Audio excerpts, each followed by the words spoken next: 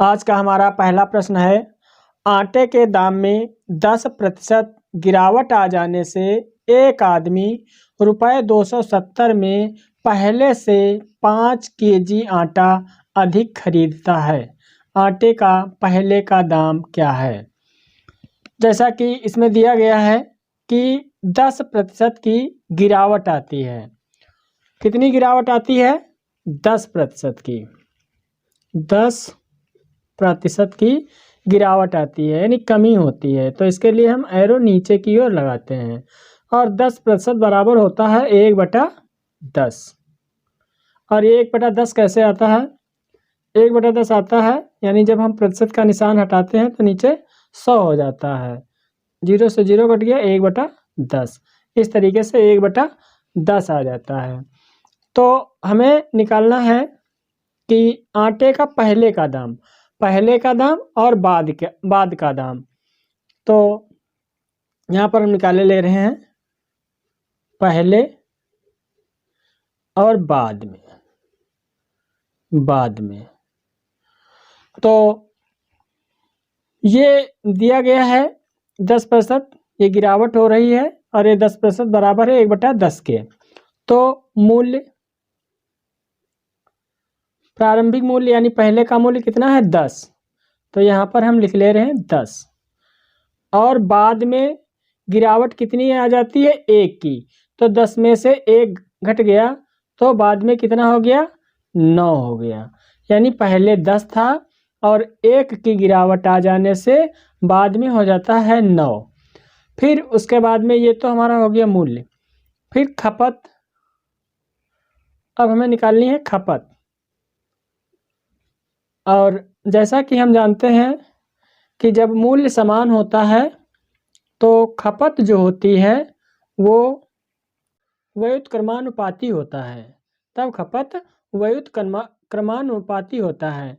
यानी जैसे कि जब मूल्य x अनुपात y हो तो खपत y अनुपात x हो जाता है। तो उसी तरीके से खपत कितनी हो गई? यहाँ पर 9 और बाद में कितनी? 10। यानी पहले खपत 9 थी और जब मूल्य में गिरावट आ गई तो खपत ज़्यादा होने लगी।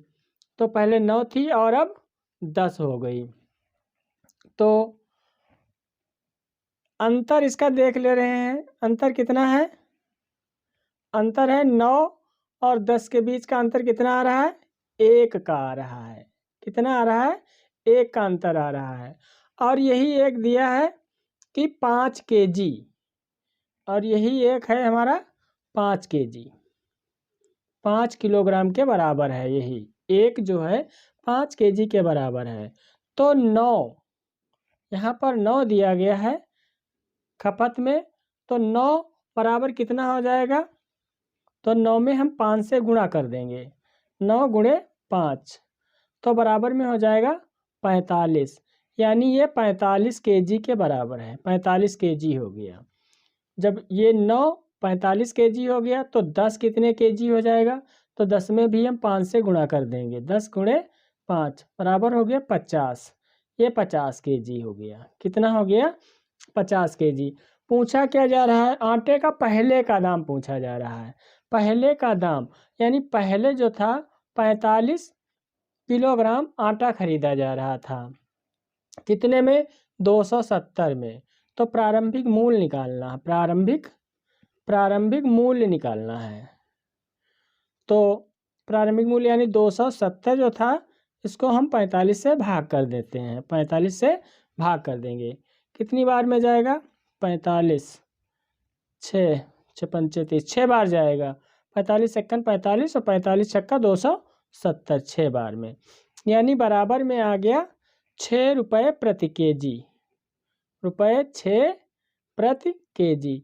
यानी प्रारंभिक मूल्य जो था 6 रुपये प्रति केजी था। तो हमारा ऑप्शन सही है डी, ₹6 प्रति केजी। और अगर हम, चलो इसमें प्रश्न में दिया गया है पहले का दाम निकालना था तो पहले का दाम हमारा आ गया। अगर दिया गया हो बाद का दाम, यानी परिवर्तित मूल्य निकालना हो, बाद का दाम निकालना हो, तो बाद का दाम हम यहाँ से निकाल लेते हैं। यहाँ पहले 45 किलोग्राम आटा लिया जा रहा था, लेकिन जब गिरावट आ जाती है तो 50 केजी आटा लिया जाने लगता है। तो अब हमें बाद का दाम निकालना होता है। तो कितने के, अब यहाँ पे दिया है 50 और 270 में खरीदा जा रहा, तो 270 बटे हो गया 50। अब इसको हल कर लेते हैं। कितनी बार में जाएगा?